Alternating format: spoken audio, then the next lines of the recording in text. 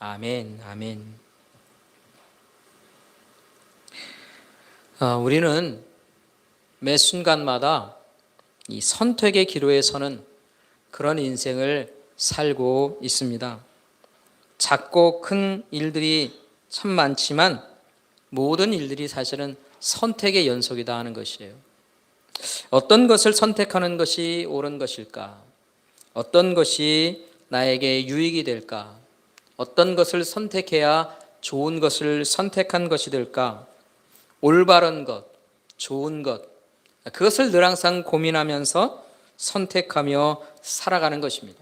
물론 고민 없이 선택하는 일들도 참 많이 있습니다.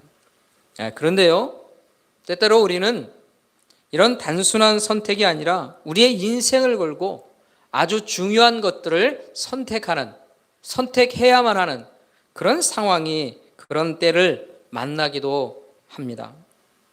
이런 인생을 건 선택을 하는 순간, 이런 인생을 건 선택을 해야 하는 때, 그런 때에 우리에게 있어서 잘 드러나게 되는 것이 있어요. 그것은 무엇이냐면 바로 나의 가치관입니다. 나의 가치관이 바로 이 중요한 선택의 때에 분명하게 드러난다는 거예요. 내가 어떤 가치관을 가지고 있는가? 내가 어떤 것을 중요하게 생각하는가? 내가 어떤 것을 좋아하는가? 하는 것이 바로 이 선택의 때에 아주 잘 드러나게 된다 하는 것입니다. 여러분, 우리 그리스도인들은 어떤 사람들입니까? 우리 그리스도인들은요, 어떤 가치관을 가지고 어떤 선택을 하며 사는 사람들일까요? 우리는요, 하나님께서 성경 말씀을 통해서 우리에게 가르쳐 주신 가치관이 있어요. 즉, 성경적 가치관이라고 하는 것이에요. 그 성경적 가치관을 가지고 살아가는 사람들입니다. 성경이 말해주고 있는 이 가치, 그 가치를 따라서 선택하며 살아가는 사람들입니다. 그게 바로 그리스도인들의 삶이라고 하는 것이에요. 내가 참으로 이런 성경적 가치관을 가지고 잘 선택하며 살고 있는가? 아니면 내가 성경적 가치관, 그 하나님께서 말씀하신 그 성경의 말씀, 그 가치관을 따라 선택하지 못하고 잘못된 선택을 하며 살고 있는 것은 아닐까?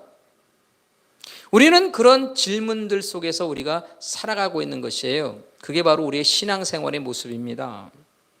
이런 질문들에 대해서 내가 정말로 제대로 하나님의 말씀인 이 성경적 가치관을 가지고 잘 선택하는가, 아니면 잘못 선택하고 살아가고 있는가 하는 것에 대한 대답이 정확하게 드러나는 때가, 잘 드러나는 때가 있어요. 그게 바로 우리의 인생을 걸고 우리가 선택해야 하는 그때에 우리의 신앙의 모습도 사실은 드러나게 되는 것입니다. 내 신앙이 올바로 서 있는지, 아니면 내 삶이 성경의 말씀을 따라 살아가고 있는 신앙생활을 하는지를 이 아주 중요한 선택을 해야 할 그 순간에 분명하게 드러난다 하는 것이에요. 그런데요, 우리의 신앙의 모습이 분명하게 드러나는 것은 이런 인생의 중요한 것을 선택할 때뿐만 아니라 또 다른 때에도 드러나게 됩니다. 언제인가 하면 바로 어려운 상황을 만날 때예요. 우리에게 고난의 때가 찾아올 때가 있어요. 우리가 참으로 힘겨운 때가 있어요. 이런 때에도 우리의 신앙의 모습이 드러나게 됩니다. 내가 하나님 앞에서 올바른 선택을 하고 사는가 하는 것이요, 이 고난의 때에, 이 어려움의 때에 드러나게 된다 하는 것이에요. 그래서 우리 그리스도인들에게 있어서 이 고난의 때는 자신의 신앙을 잘 살펴볼 수 있는 그런 때이기도 한 것이죠. 우리의 믿음이 드러나는 때이기 때문에 그렇다 하는 것이에요. 베드로서 1장 6절과 7절의 말씀에 보면 이런 말씀이 있습니다. 베드로 전서 1장의 말씀입니다. 6절 말씀이 이렇습니다. 그러므로 너희가 이제 여러 가지 시험으로 말미암아 잠깐 근심하게 되지 않을 수 없으나 오히려 크게 기뻐하는도다. 너희 믿음의 확실함은 불로 연단하여도 없어질 금보다 더 귀하여 예수 그리스도께서 나타나실 때 칭찬과 영광과 존귀를 얻게 할 것이니라 라고 하는 말씀이 있습니다. 이 말씀 속에서 우리가 생각해 보는 것은 7절 말씀에 보면 너희의 믿음의 확실함은 불로 연단하여진다 라고 하는 것이에요. 그래서 밝히 드러난다 하는 것입니다. 여러분, 그리스도인들에게 있어서 어려움의 때, 고난의 때는 우리의 믿음이 드러나는 때입니다. 우리의 신앙 태도가 올바른가? 아니면 올바르지 않은가 하는 것이 드러나게 되는 거예요. 내 믿음이 견고하다면 이 연단을 통해서 더 분명하게 드러나기도 하고, 잘못된 것이 나에게 밝혀지면 내가 어떤 것에서 고쳐가야 하는가 하는 것들이 이 연단을 통해 드러나게 돼요. 그러면 그 연단을 통해서 더 견고한 믿음으로, 올바른 믿음으로 우리가 세워지게 된다 하는 것이에요. 이게 바로 고난의 때에, 연단의 때에 우리 신앙인들의 삶의 모습이 된다는 것이죠. 여러분, 2019년까지만 해도 사실은 이런 고난의 시간, 연단의 시간이라고 하는 것이 주로 성도들 개개인들에게 다가오는 그런 일들이었어요. 그런데요, 우리가 겪고 있는 이 코로나19의 이 상황은 좀 다른 상황이 되어 버렸어요. 무엇이냐면 모든 그리스도인들이 한순간에 함께 고난의 시간에 들어가게 되었다는 것이죠.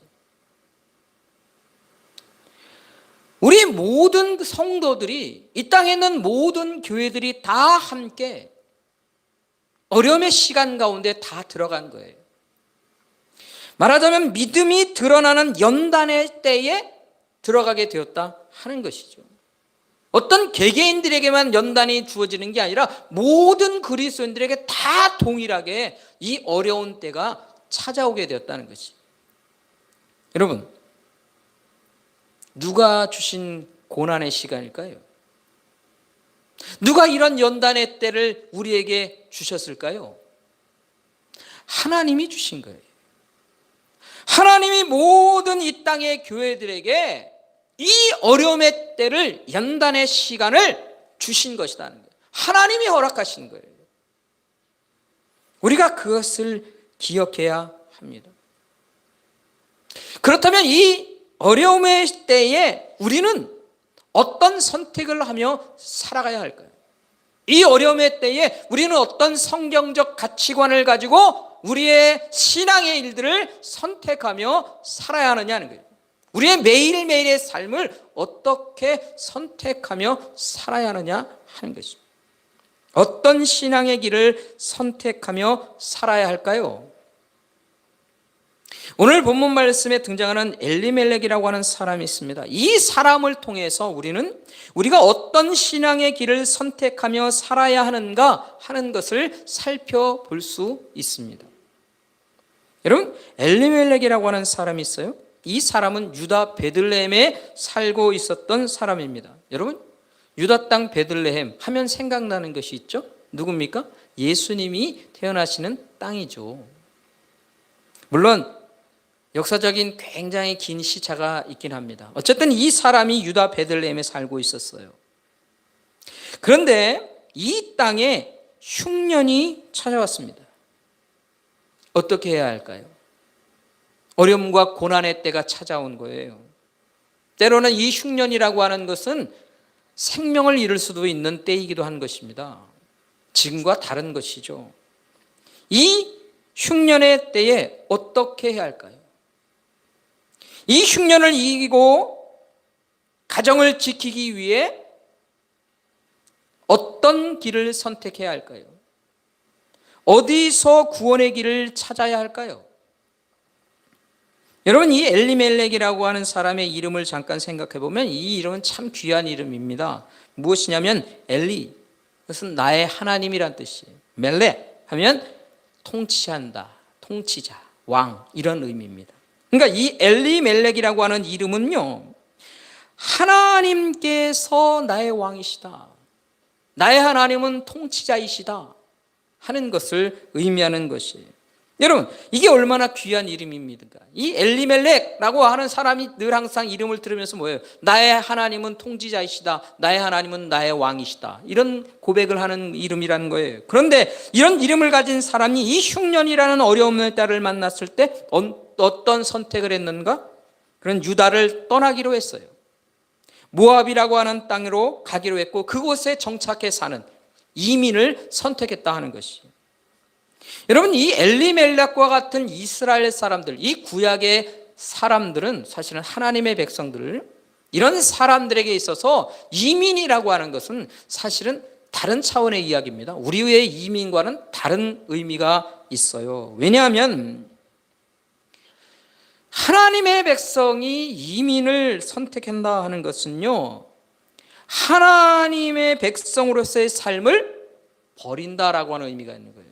그러니까 이 사람의 선택은 하나님의 백성으로서의 삶을 버리는 선택을 한다 하는 것입니다. 이민을 가기 위해서 그가 한 일이 있어요. 땅을 팔았어요. 자신의 소유, 자신의 땅 파는 거 뭐가 문제겠습니까? 그런데 여러분, 이 땅은 어떤 땅입니까? 누가 준 겁니까? 하나님이 주신 땅이에요. 그들이 스스로 얻은 땅이 아닌 거예요. 왜요? 하나님께서 제비 뽑아서 그들에게, 조상들에게 물려주었고, 그 조상들이 계속해서 그 땅을 그 다음 세대에 물려주는 거예요. 유산으로 물려주는 겁니다. 그러니까 그 땅의 주인은 원래 하나님이시고, 이스라엘 사람들은 그 하나님의 언약을 따라서 이 땅을 받고 그 언약 백성으로 살아가는 거예요. 그러니까 그 땅은 언약의 땅이 되는 겁니다. 하나님과의 관계가 이 땅을 통해서 계속해서 유지되고 있는 거예요. 그런데 이 언약의 땅을 그는 팔아버렸습니다. 하나님과의 관계를요, 청산해버린 거예요. 그리고 이제 하나님과 아무런 관계도 없는 삶, 하나님 없는 삶을 선택했다는 것이에요. 왜 이런 선택을 했을까요? 이유가 뭘까요? 어떻게 이렇게 선택할 수 있을까요?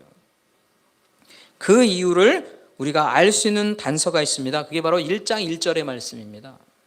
1장 1절의 말씀 속에 첫 번째 들어가는 것이 있어요. 사사들이 치리하던 때라고 하는 말입니다. 여러분, 사사들이 치리하던 때라고 하는 것이 무엇을 의미일까? 사사들이 치리하던 때 어떤 일이 일어났는가 라고 하는 것을 아주 분명하게 보여주는 말이 있어요. 사사기 17장 6절 말씀입니다. 사사기 17장 6절의 말씀에 보면 이렇게 얘기합니다. 그때에는 이스라엘의 왕이 없었으므로 사람마다 자기 소견에 옳은 대로 행하였더라. 자기 소견에 옳은 대로 행하던 시대라, 그런 말입니다. 이게 무슨 말일까요? 가장 중요한 선택의 기준이 누구에게 있다는 거예요? 나에게 있다는 거예요.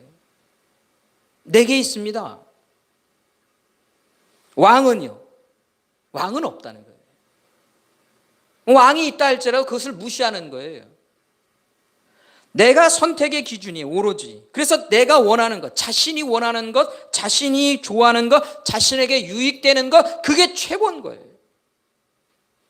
그래서 내가 원하는 것만을 선택하며 사는 시대, 그 시대가 바로 사사의 시대입니다. 사사들이 치리하던 때가 바로 그렇다는 거예요. 그렇다면 이 엘리멜렉의 선택을 한번 보세요.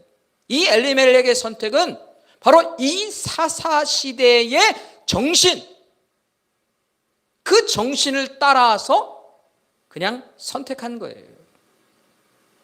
이 시대의 사람들이 주로 선택하는 방법을 따라 이 엘리멜렉도 똑같이 그런 선택을 했다는 것이에요. 하나님의 말씀과 하나님의 법과는 아무 상관이 없습니다. 오로지 자신의 유익과 즐거움이 유일한 선택의 기준일 뿐입니다. 근데 그 사람의 이름이 뭐예요? 엘리멜렉인데 사람들이 그 사람을 뭐라고 부릅니까? 엘리멜렉이라고 불러요. 그게 무슨 뜻이라고요? 하나님이 나의 통치자시다. 하나님이 나의 왕이시다. 그것을 고백하는 이름인데도 불구하고요, 아무 상관이 없어요. 나의 선택하는 삶은요, 내 이름과는 상관이 없는 거예요. 여러분, 이게 얼마나 끔찍한 일일까요? 우리 이렇게 한번 생각해 보면 어떨까요? 우리가 그리스도인이다, 저 사람은 교회 다니는 사람이래, 그런 이름을 사람들에게 듣는다고 하면 생각해 보세요. 교회 다닙니다. 근데 이 사람이 선택하는 순간에는요, 하나님께서 말씀하신 성경적 가치관과 상관없이 내가 선택하며 삽니다. 그 사람 어떤 사람인데? 그 사람 교회 다니는 사람인데? 그 사람 그리스도인이라고 얘기하면서 내 선택은요, 하나님과 상관이 없어요. 내 이름은 그래도 내 삶은 다른 것. 이런 이중적인 삶의 태도를 가지고 살아가는 그런 사람이었다는 것이에요. 결국 이 엘리멜렉이 흉년이라는 인생의 어려움과 고난의 때에 하나님 없는 삶을 선택한 것이다 하는 것입니다. 여러분, 왜 이런 선택을 하게 됐을까요? 그 마음속에 뭐가 있기 때문에 그럴까요? 그 마음속에 그의 생각이 뭘까 하는 것입니다. 그것은 바로 이런 것일 겁니다. 바로 이런 흉년이 든 땅에서 하나님은 아무런 능력이 없다는 거예요. 자연재해 앞에서는요, 어떤 힘도 발휘할 수 없는 분이다, 그런 생각을 하는 거예요. 그런 분이기 때문에 이 흉년의 때에 내가 살고 우리의 가족이 살고 살아가야 될 이 일에 있어서 힘이 없는 그분에게 뭘 기대하느냐는 것이에요. 그 힘없는 분이 나에게 구원을 줄 것도 아닌데 내가 그에게서 구원을 기대할 수도 없다는 것이에요. 이 흉년의 때에는요, 하나님께 기대할 게 아무것도 없다는 거예요. 왜? 하나님은 능력이 없는 분이니까. 그런 마음의 생각을 갖는 거예요. 하나님의 능력을 부인하는 겁니다. 여러분, 이 코로나19를 우리가 살아가는 이 때에도요, 우리의 마음속에서는 그런 생각이 혹시 들지는 않을까요? 아유, 코로나19는 과학적인 문제인데 그게 무슨 하나님하고 상관이 있어. 교회 가서 기도하는 거에 아무 무슨 의미가 있겠느냐 하는 거죠. 그래서 하나님은 이런 자연재해 속에서는요, 아무 능력이 없다는 거예요. 구원할 수는 힘도 없고 아무것도 하나님께는 기대할 게 없다는 거예요. 그렇게 해서 그가 결정하는 게 뭐예요? 하나님 없는 삶을 선택하겠다는 거예요. 하나님 없이도 나는 살 수 있다는 거예요. 우리 가족을 보호하고 우리의 가족을 구원하고 우리 가족에게 유익되는 것은 하나님 없어도 된다는 거예요. 그래서 하나님 없는 삶을 선택하고 모압으로 이주해 가게 됐다는 것이에요. 여러분, 하나님의 능력을 무시하는 사람들이 주장하는 것들 중에 이신론이라고 하는 것이 있어요. 뭐냐면 세상은 우주의 법칙에 의해서 움직여가고 있다 하는 것이에요. 그 스스로 잘 움직여가고 있는 거예요. 이 세상이. 물론 하나님이 세상을 창조하셨다 할지라도 이 세상이 그냥 스스로 잘 굴러가고 있다는 거예요. 그러니까 하나님은 이 세상에 개입 안 하신다는 거예요. 개입할 여지가 없다는 거예요. 하나님과 세상을 철저하게 분리시켜버린 거예요. 여러분, 정말로 하나님은 천지를 창조하시고 그 세계를 그냥 놔두시는 분이실까요? 아무런 관심도 없기 때문에 그 세상에 하나님은 개입하지 않으실까요? 하나님은 이 세상을 다스리시고 운행하실 수 있는 능력이 없기 때문에 그 하나님은 이 세상을 그냥 그대로 그냥 보고 계시만 할까요? 코로나19라고 하는 이 엄청난 상황들이 온 세계를 뒤덮어도 하나님은 뭐 할 수 있는 게 없으니까 아무것도 안 하시고 그냥 뒷짐만 지시고 그냥 바라보고만 계시겠네요. 하나님은 이 세계를 다스릴 어떤 능력도 감당할 수 있는 어떤 힘도 없기 때문에 그냥 하나님은 계속 일어나는 일에 대해서 아무런 생각도 없이 그냥 지내시겠느냐 하는 것이. 여러분, 우리가 분명히 이 말씀을 기억하며 살아야 합니다. 성경을 통해서 하나님은 오늘 우리에게 분명히 말씀하셔요. 창세기 1장 1절의 말씀을 통해 우리에게 분명히 말씀하시는 거 있어요. 태초에 하나님이 천지를 창조하셨다라고 하는 것이. 그게 바로 우리의 신앙의 첫 번째 기준이 되는 거예요. 그 가치관을 가지고 우리는 이 세상을 바라보며 사는 것입니다. 이 세상의 주인이 누구라고요? 하나님이시라는 거예요. 이 세상을 창조하신 분이 하나님이십니다. 그 하나님이 이 세상에 그냥 굴러가도록 그냥 보고만 계시는 분이실까요? 이 세상의 주인 되신 하나님께서 이 땅에 일어나는 어떤 역사 속에서도 아무 개입하지 않으시고 그냥 이 세상이 흘러가게만 두시느냐 하는 것이에요. 결코 그렇지 않다는 것이. 이 땅의 주인 되신 하나님은요, 이 땅에서 일어나고 있는 모든 역사 속에 하나님은 보이지 않는 손으로 개입하고 계신 거예요.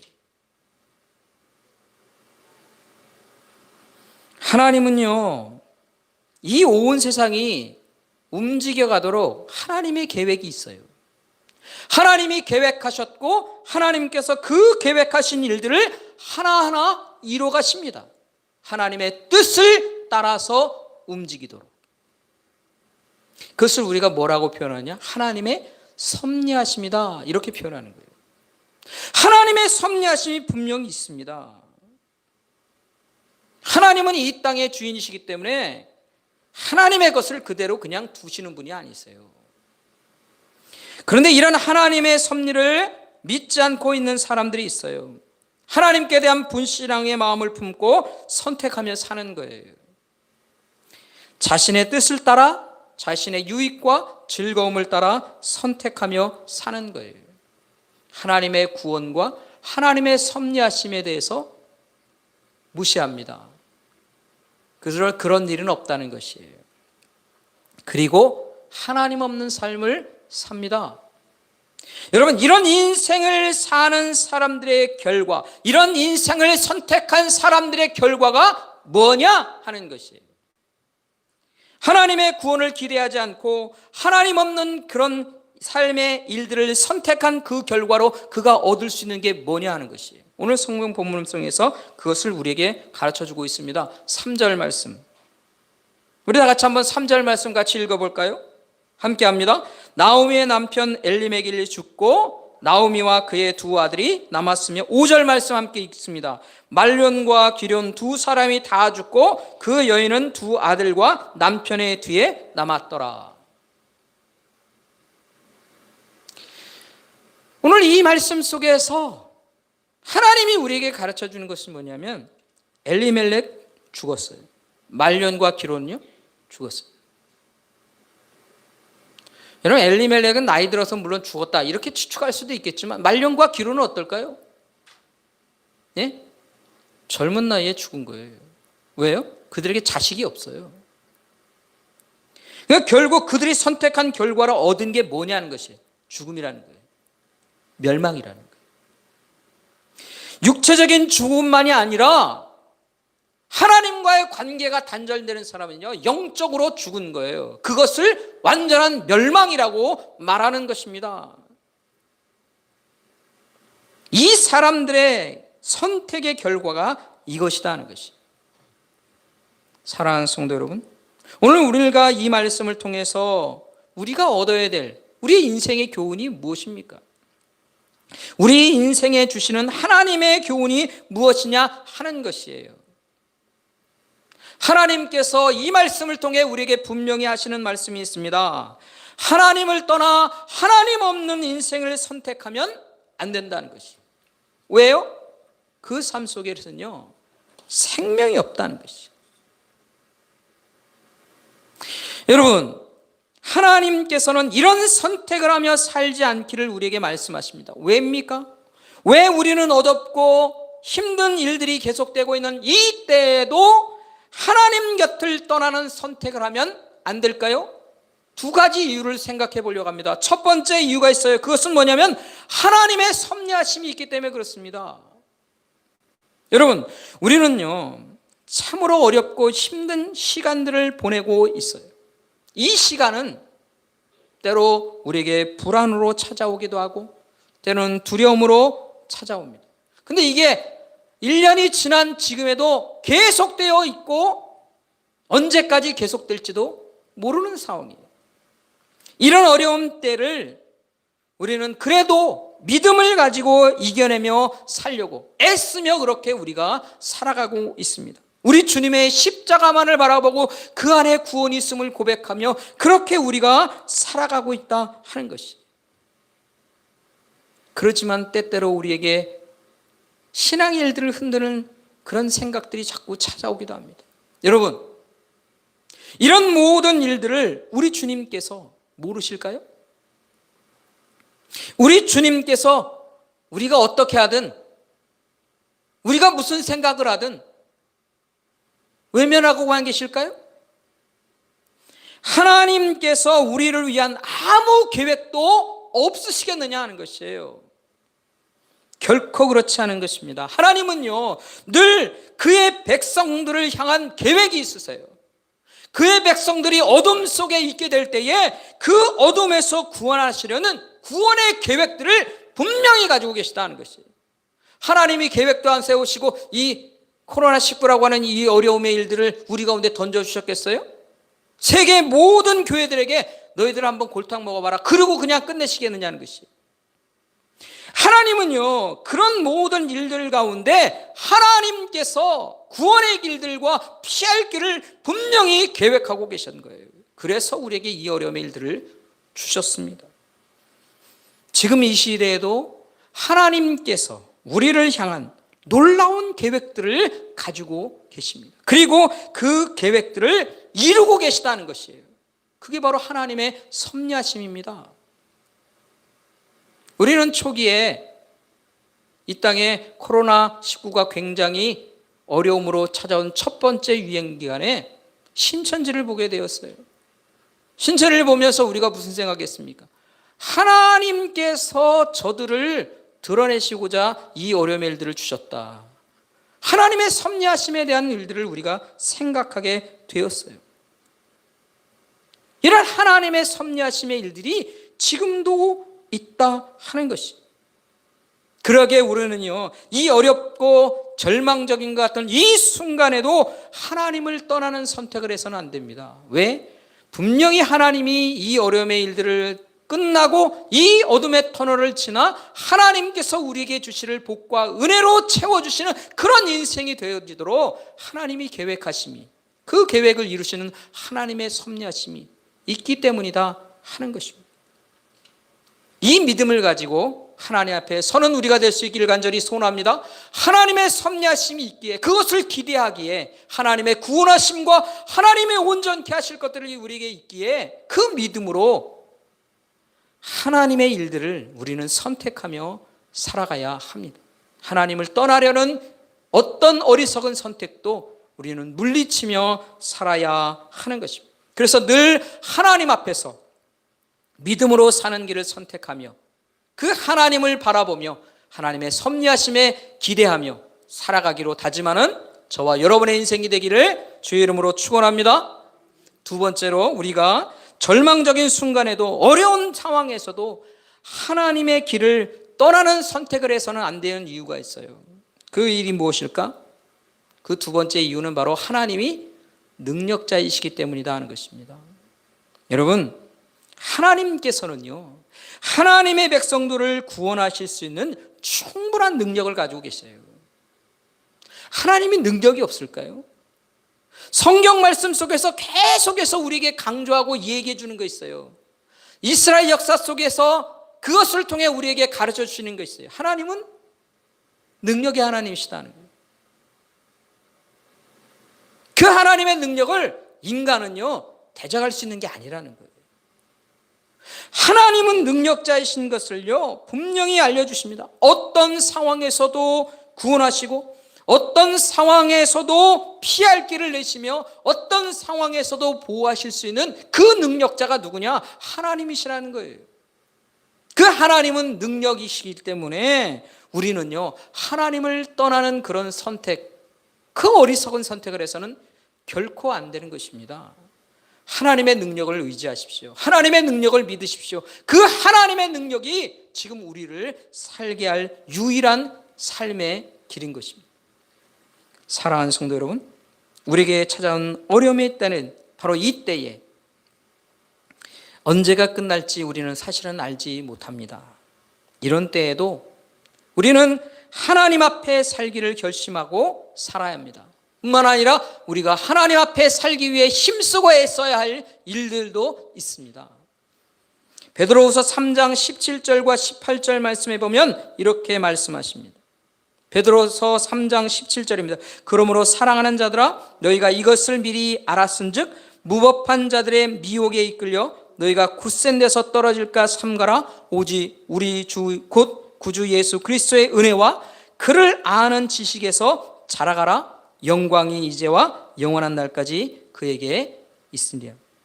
여러분, 우리의 인생에 있어서 어려움이 닥치는 때가 있어요. 우리 모두에게 닥친 이 어려움의 때입니다.